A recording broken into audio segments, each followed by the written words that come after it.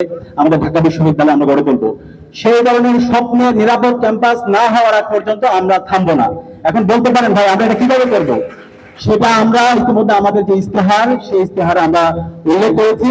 আমরা দেখতে পেয়েছি আজকে আমাদের বিশ্ববিদ্যালয়ে 100 বছর পার করেছি, স্বাধীনতার আজকে 5 দশক পার হয়েছে, কিন্তু বিশ্ববিদ্যালয়ে যেভাবে এক্সিকিউটিভ প্ল্যান নেওয়া দরকার ছিল এই কৃত্রিম সংকটগুলো দূর করার জন্য, যেভাবে আমাদের পলিসিগুলো ঠিক করা দরকার ছিল সেই পলিসিগুলো আমরা ঠিক করতে পারিনি। ইনশাআল্লাহ শিক্ষার্থীদের ম্যান্ডেট পেয়ে যখন আমরা প্রতিনিধিত্ব করার সুযোগ পাবো, আমরা সবার আগে ঢাকা বিশ্ববিদ্যালয়কে একটি স্বপ্নের ক্যাম্পাস নির্মাণ করার জন্য আমরা এক্সিকিউটিভ প্ল্যান এবং আমাদের পলিসিগুলো ঠিক করব। আমাদের এই বিশ্ববিদ্যালয়ে অনেক রাজনৈতিক অর্জন আছে, সেই রাজনৈতিক অর্জন অবশ্যই লাগবে, সেগুলো আমাদের অস্তিত্ব। কিন্তু একই সাথে একটা বিশ্ববিদ্যালয়ের মূল কাজ কি? বিশ্ববিদ্যালয়ের মূল কাজ হচ্ছে জ্ঞান অর্জন করা, জ্ঞানের প্রতি শিক্ষার্থীদেরকে আগ্রহ তৈরি করা, নতুন নতুন সায়েন্স, ইনোভেশন, ক্রিয়েশন এবং টেকনোলজির দিকে শিক্ষার্থীদেরকে উদ্বুদ্ধ করা।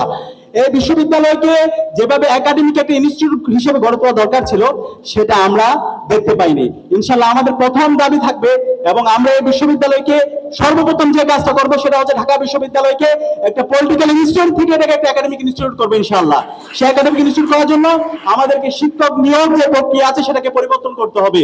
এখানে কোনো দলীয় বিবেচনা করে শিক্ষক নিয়োগ হবে না, শিক্ষক নিয়োগ হবে মেরিটোক্রেসির ভিত্তিতে। একই সাথে আমাদের ক্লাসের মধ্যে আমরা যারা ছাত্ররা আছি, আমাদের শিক্ষকদেরকে আমরা পর্যালোচনা করতে পারি না। এই যে ক্লাসের মধ্যে আমরা শিক্ষক যারা আছে, শিক্ষকরা হবে আমাদের সিনিয়র স্কলার, আমরা যারা ছাত্ররা আছি আমরা হবো জুনিয়র স্কলার। শিক্ষকদের মূল্যায়ন সিস্টেম আমরা চালু করবো। আমাদের যে একাডেমিক মেল আছে সেই মেলের মাধ্যমে আমরা আমাদের যে গবেষণা, ইন্টারন্যাশনাল, ন্যাশনাল যত ধরনের আমাদের পেপার আছে সেই জার্নালগুলো অ্যাক্সেস থাকবে। আমাদের যে ভর্তি প্রক্রিয়া থেকে শুরু করে একাডেমিক যত কাজ আছে সেই কাজগুলো আমাদেরকে হলে যাইতে হবে না, আমাদের বন্ধুদের রেজিস্টার বিল্ডিং এ দৌড়াইতে হবে না, হলের মধ্যে তাদেরকে লরের মধ্যে আচরণ করবে না। আমরা আমাদের রেজিস্টার বিল্ডিং কে পেপারলেস করবো, সে ঘরে বসে তার সামগ্রিক ভর্তি প্রক্রিয়া থেকে শুরু করে অ্যাডমিনিস্ট্রেটিভ সব কাজগুলো করতে পারবে।